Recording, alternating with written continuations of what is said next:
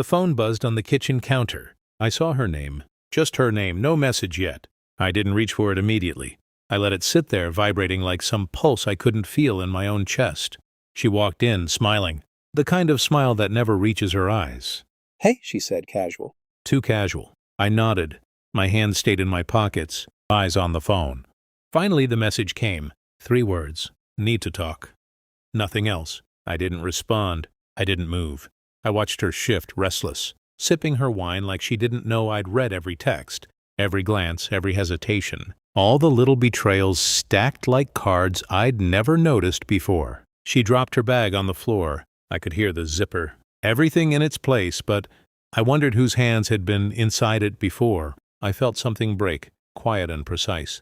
Not anger, not yet, just awareness. And then she said it. "I'm going away this weekend. Just me and a few friends. 3 men, actually. You should be okay with that, or we might need a break." Her tone was light, almost teasing. I smiled. Carefully. Like a predator hiding behind civility. I didn't speak. I wanted to laugh. I wanted to cry. Instead, I did the only thing I could. I froze, letting the words slide over me, sinking slowly, methodically, into every corner of my mind. 3 men, girls' weekend. Her way of daring me, testing me, but I didn't feel fear. Not yet, only clarity. The clarity of someone who finally sees the lines drawn in the sand. I remembered the other signs, all of them I'd ignored. The late nights, the subtle lies, the phone hidden under her pillow, the sudden business trips that ended in smiles she refused to share with me.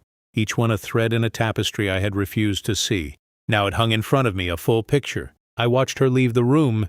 I watched her pick up her keys, checking her reflection in the hallway mirror.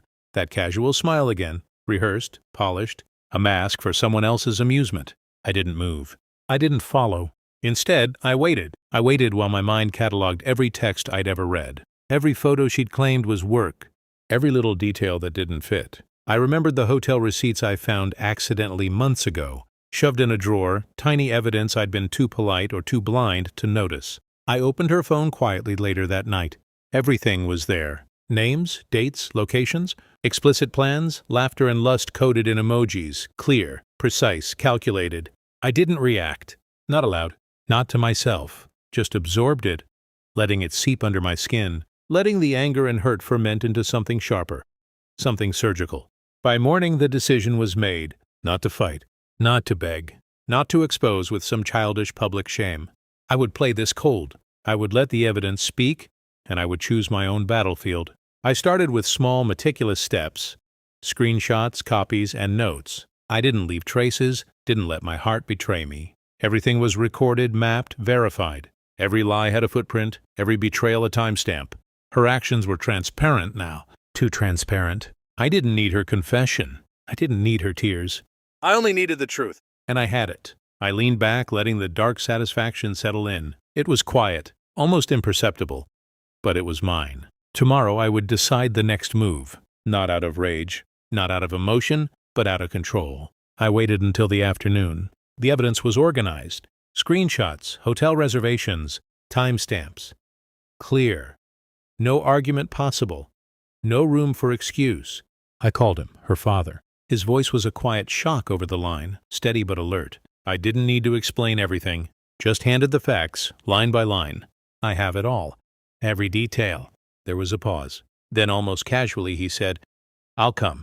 We'll sort it." By the time she returned from work, I was sitting at the table, coffee untouched, calm, cold. The knock at the door didn't startle me. I didn't rise. He entered behind me, silent, measured. The air changed instantly. She froze. Her smile faltered. The practiced charm of months, years, crumbled in an instant. "I think you need to see this," I said, handing her the printouts. Every hotel booking, every message, every explicit plan laid bare. Her lips moved, but no words came. I watched her detached as panic replaced confidence. Every carefully constructed lie evaporated under the weight of proof. She tried to reach for excuses, but I shook my head. Slow, precise. "You can't, not anymore," I said softly. Her father stayed quiet, his presence solid, confirming my silent authority. She crumpled finally, like someone deflating under pressure they had never imagined. No shouting, no pleading, just recognition. The truth had arrived. I didn't gloat. I didn't taunt. I just let her see herself clearly. reflected in the facts she couldn't deny. By the end of the afternoon, her things were packed, neatly, as if she had known. This was coming all along but had refused to acknowledge it. I didn't touch a finger to anger. I didn't speak of forgiveness. Only control. Watching her leave, suitcase rolling, a final glance over her shoulder, I felt the storm inside me settle into calm. I sat back down at the table, silent. The house was still, empty, clean, cold. And I realized something I hadn't admitted before. I didn't need her to understand. I didn't need her to cry, to beg, or to apologize. She was gone. The truth had been delivered. I had executed it with precision, and that was enough. I poured another coffee, sipped slowly. The bitterness mirrored everything I had felt for weeks. Betrayal, calculation, anger, but tempered now with clarity. I thought of her smile, once effortless, now hollow. I thought of her lies, meticulously crafted, now useless, and I smiled, quietly. Not for her suffering, not for revenge, but for myself, for the control reclaimed, for the cold knowledge that nothing, not her charm, not her deceit, could touch me again. The storm had passed, and in the silence I felt it, a power neither her tears nor her pleas could take away. I set the empty cup down.